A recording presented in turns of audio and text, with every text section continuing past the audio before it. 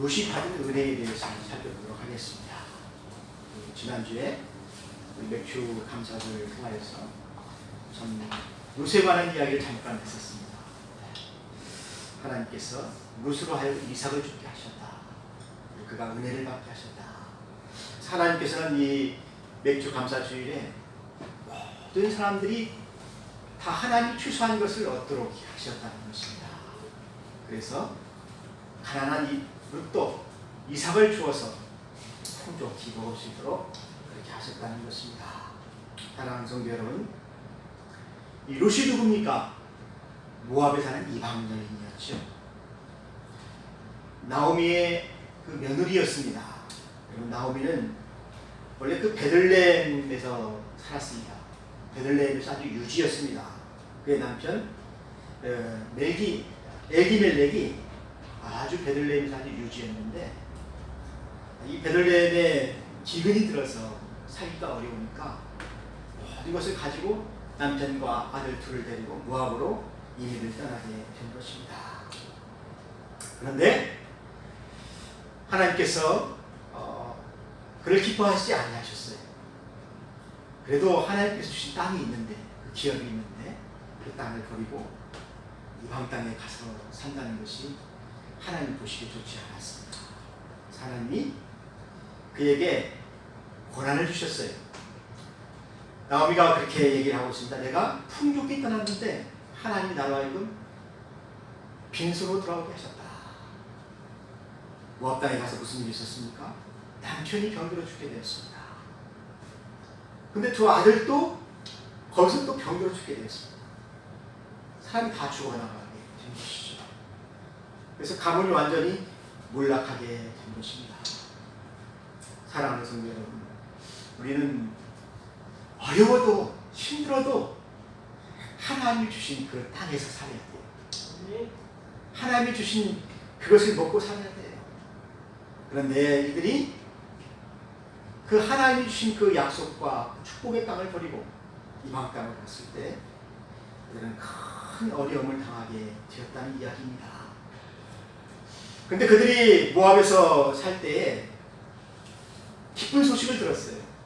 하나님이 베들레헴에 비를 내리시고 베들레헴에 양식을 많이 주셨다. 이게 풍년이 들었다 하는 그런 소식을 나오미가 듣게 된 것입니다. 그래서 이제 나오미가 다시 베들레헴으로 돌아오려고 이렇게 마음을 먹어요.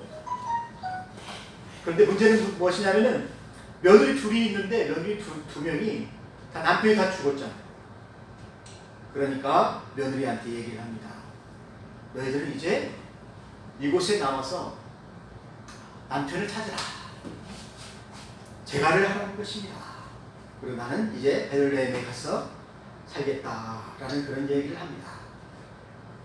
그런데 이 참 룻은 뭐라고 얘기합니까? 나의 행복을 위해서 내가 이곳에서 재혼하지 아니하고 나오미와 함께 베들레헴으로 가서 하나님의 백성이 되겠습니다. 또 하나님의 백성으로서 내가 시어머니를 모시고 평생 동안 살겠습니다. 시어머니를 봉양하겠습니다. 그러니 나로 하여금 여기 남게 하지 말고 같이 가게 하십시오. 그렇게 부탁을 하게 되었습니다. 그러한 룻이 이제 베들레헴에 들어왔는데 베들레헴에서 그들이 먹고 살 게 아무것도 없습니다. 양식이 없어요. 그런데 그때 추수할 때가 됐으니까 가난한 자들도 이 맥주절이 되게 되면은 같이 이삭을 줄 수가 있습니다. 그래서 하나님께서는 가난한 자들을 위하여서 밭에 가장자리를 남겨두어라. 이삭을 죽게 하라. 이삭을 흘리게 하라. 그래서 과부와 가난한 자들이 그것을 다 거두게 하시는 그런 은혜가 있습니다. 이것이 바로 모세의 율법이시죠. 그래서 이제 룻도 하나님의 백성이 되었기 때문에 이제 밭으로 가서 내가 이삭을 줘야 되겠다 하고 시어머니에게 얘기합니다. 그때 룻이 시어머니에게 뭐라고 얘기합니까? 내가 밭으로 가서 내가 누구에게 은혜를 입으면 그를 따라서 이삭을 죽겠나이다. 그러니까 이삭을 죽는 일도 쉽지가 않아요. 허락을 받아야 된다는 것입니다. 사실 가난한 자들은 허락을 안 받고도 그냥 그 이삭을 주셔야 되는데, 그 당시에 사람들이 참 냉대하고 인색하다 보니까 하나님의 율법을 무시하고 자기 소견대로 이렇게 하게 되어서 그런지 모르겠지만은, 특히 그 밭 주인이 그 고약한 사람 같으면은 어떻습니까? 이삭 주는 사람은 아주 냉대하죠. 멸시하죠. 죽지 못하게 하죠. 추수하거나 자기들이 다 좋을 테니까 너희들 다 나가라고 하죠. 그런 사람들이 참 많아요. 그런데 하나님은 뭐라고 얘기합니까? 이 추수한 것들을 너만 다 거두지 말고 좀 남겨두라. 밭을 좀 남겨두어서 가난한 자들과 고아들을 위하여서 그것을 좀 남겨두라라는 것입니다. 저는 지금도 잊을 수가 없는 것이, 제가 어렸을 때 참 보리를 많이 비웠어요. 우리 집에 밭이 컸거든요. 보리를 비울 때 우리 가족들이 다 가서 아침 저녁까지 보리를 빕니다.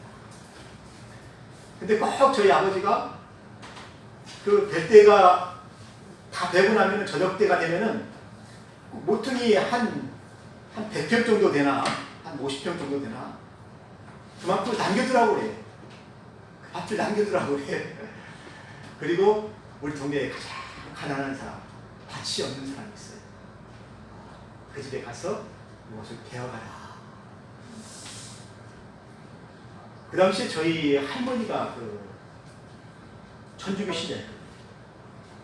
그래서 그랬는지 모르겠지만 저희 아버지도 이 룻기서를 읽었는가 봐요.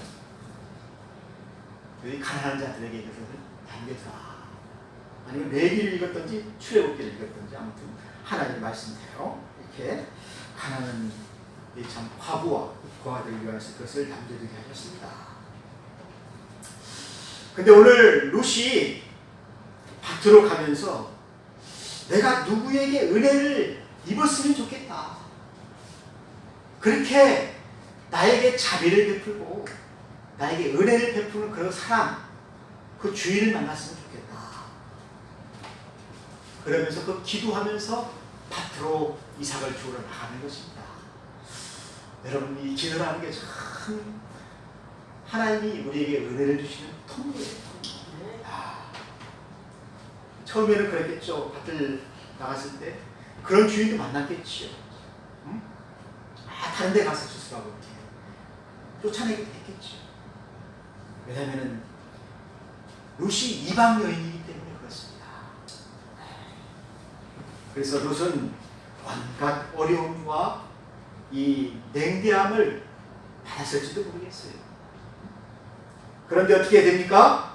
룻이 기도를 하니까 하나님이 룻에게 어떻게 합니까? 룻이 우연히 이삭을 줍다 보니까 우연히 어디까지 가게 되냐면은 보아스의 밭으로 들어가게 되었다는 것입니다. 룻은 보아스를 잘 모르지요. 자기의 친족인 줄을 모르지요. 근데 우연히 엘리멜렉의 친족인, 이게 사촌이라고, 사촌, 보아스의 밭에 일게 되었다는 것입니다.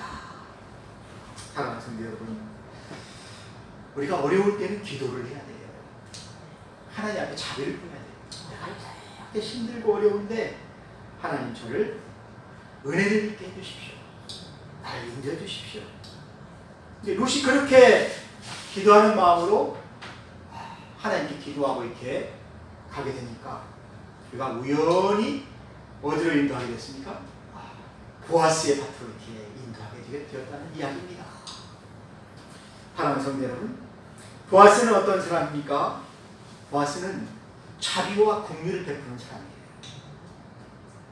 하나님 앞에 그가 은혜를 많이 받아서 많은 사람들에게 자비를 베푸는 사람이었다는 것입니다. 사랑이 많은 사람이었다는 것입니다.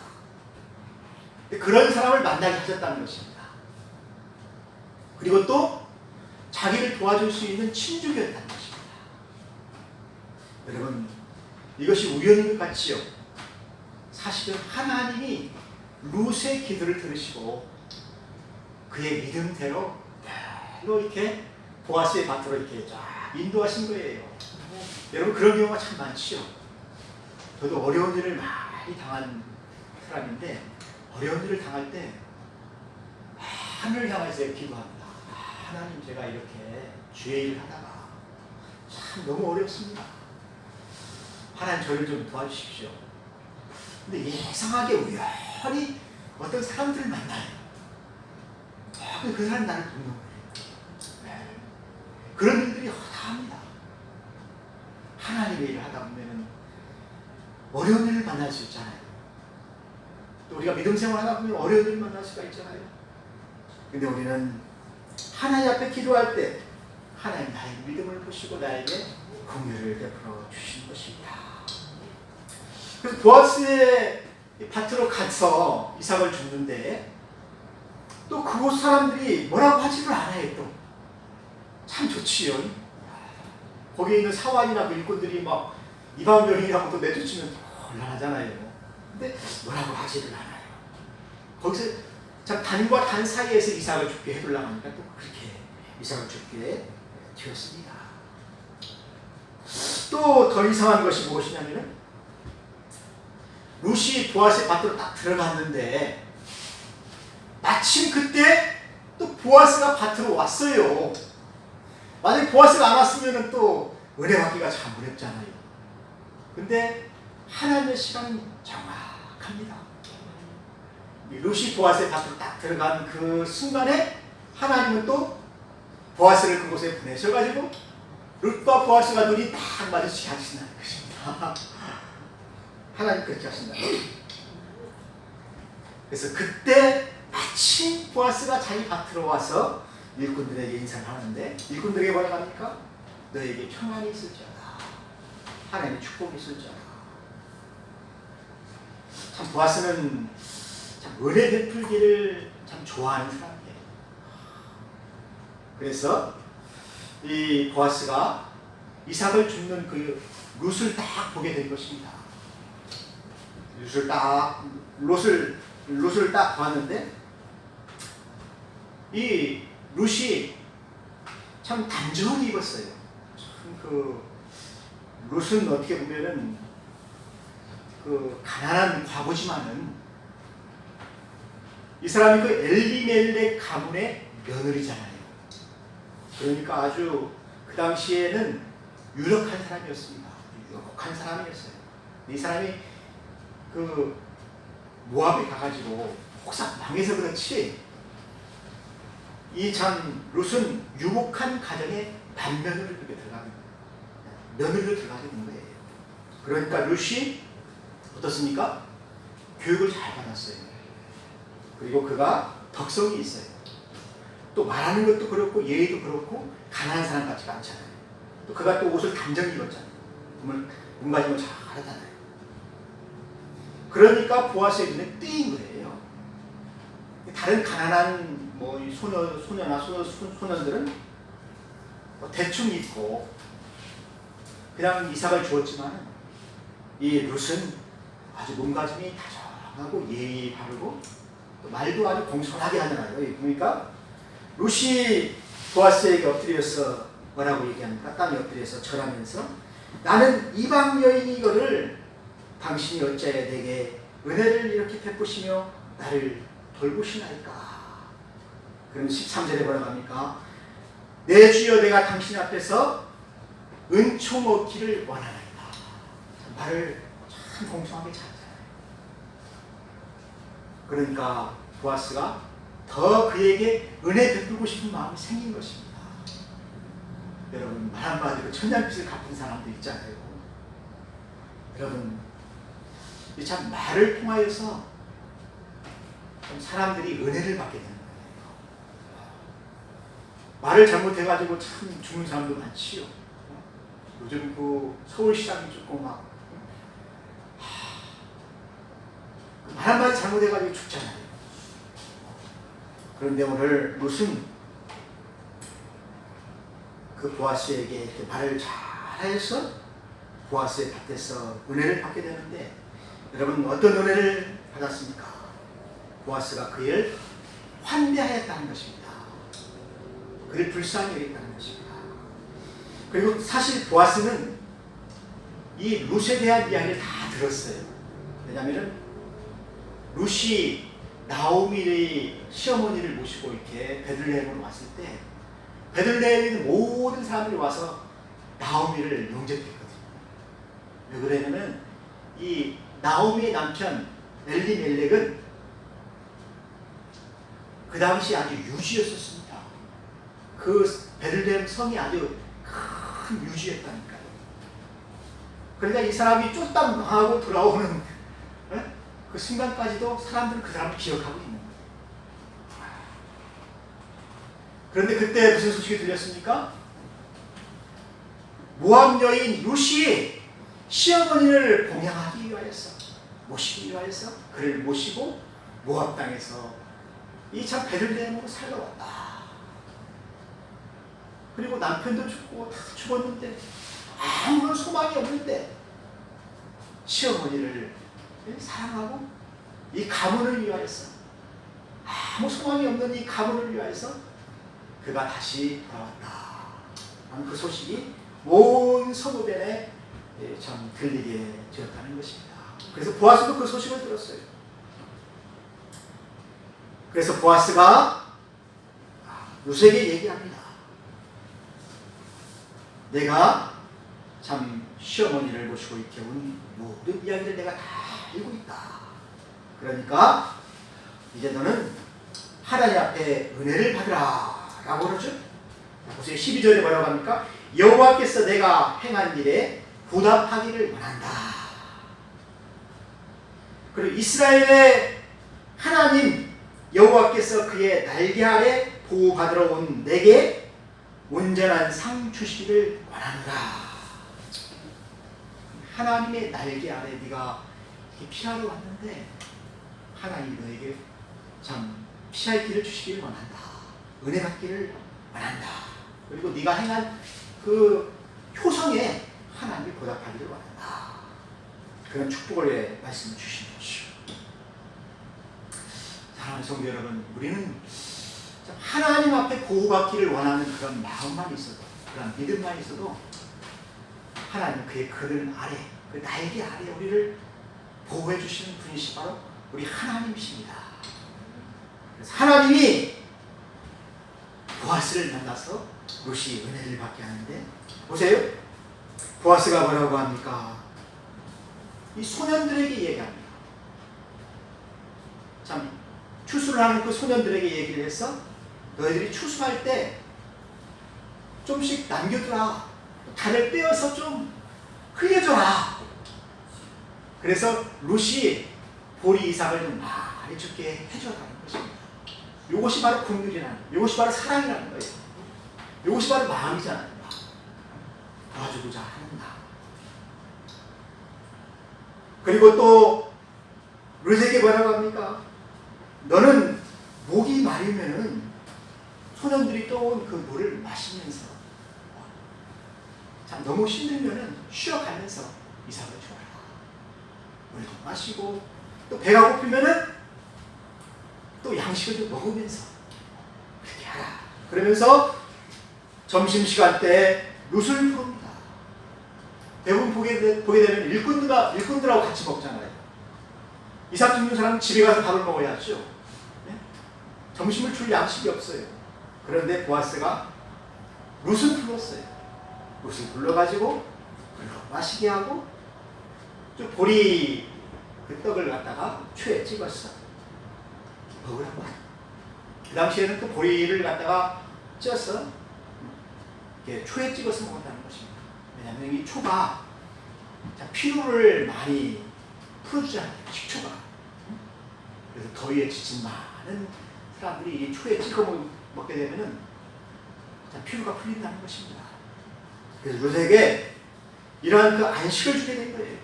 같이 식사를 하게 하신 거예요. 그래서 룻이 힘을 얻어가지고 그 뜨거운 태양 밑에서 이 참 추수하는 것도 힘들지만 이삭 짓는 것도 참 힘들잖아요. 밥을 먹고 힘을 내서 열심히 이삭을 주었는데 그날 이삭을 얼마만큼 얼마만큼 주었냐면은 12대. 그러니까 23리터니까 한 20kg 되는 거죠. 한 푸대 되는 거죠, 한 푸대. 그만큼 이삭을 주어가지고 집으로 오게 된 것입니다. 그러니까 시어머니가 깜짝 놀라요. 하루에 한 대도 이삭을 주기가 어려운데, 여러분 12대를 이렇게 이삭을 주었으니까 시어머니가 깜짝 놀란 거죠. 너 오늘 어디에 가서 이삭을 줬는데 이렇게 많이 주었느냐. 그런 얘기가 이제 시어머니하고 얘기가 되게 된 것입니다. 그때 룻이 이야기합니다. 보아스의 밭에 들어갔는데 보아스가 나에게 이렇게 선대하여서 내가 이삭을 많이 주었습니다. 그때 나오미가 얘기합니다. 그 보아스가 바로 너를 도와줄 우리의 친구다. 그러면서 우리의 기억 물을 자가 있다 라고 얘기하면서 참 다음에는 다른 데 가서 이삭을 줍지 말고 그 사람이 우리를 도와줄 사람이니까, 너를 도와줄 사람이니까 보아스 밭에만 가서 이삭을 줘라. 보아스만 만나라는 것입니다. 보아스가 참 좋은 사람이다. 보아스가 너의 가문을 일으킬 사람이고 너희 남편을 대신하여서 자녀들을 낳아줄 사람이고 또 참 우리의 잃어버렸던 그 모든 땅을 다시 찾아줄 사람이니까 너는 이 보아스의 밭에 가서 이삭을 줘라. 그런 얘기를 합니다. 사랑하는 성도 여러분, 그래서 룻은 이 보아스의 밭에서 이삭을 주면서 보아스와 사랑하게 된 거죠. 보아스의 사랑을 받게 되는 것입니다. 그래서 보아스가 이제 룻을 사랑하게 돼요. 그래서 추수를 다 마칠 때까지, 여러분 몇 개월이나 되겠습니까? 보통 한 2, 3개월 되잖아요. 거의 3개월. 거기에서 이제 사랑이 싹트게 된다는 거니까 참 밭에서, 보아스의 밭에서 매일 이삭을 주우면서 보아스의 눈에 들을 거예요. 보아스가 사랑에 빠진 거예요. 보아스가 사랑에 빠진. 참 오늘날 그 서울시장도 사랑에 빠지는데 여러분 보아스가 사랑에 안 빠지겠습니까? 사랑에 빠져서 여러분 이 룻을 이제 도와주게 되는 것입니다. 그래서 이스라엘에는 그런 제도가 있어요.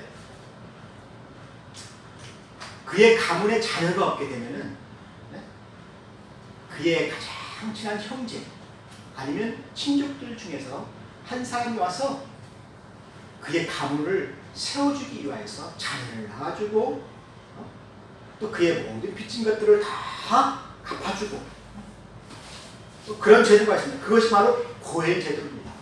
고엘 제도가 바로 율법에 나와 있는 이 구속자라는 것입니다. 구속자. 나를 구속해줄 사람, 도와줄 사람.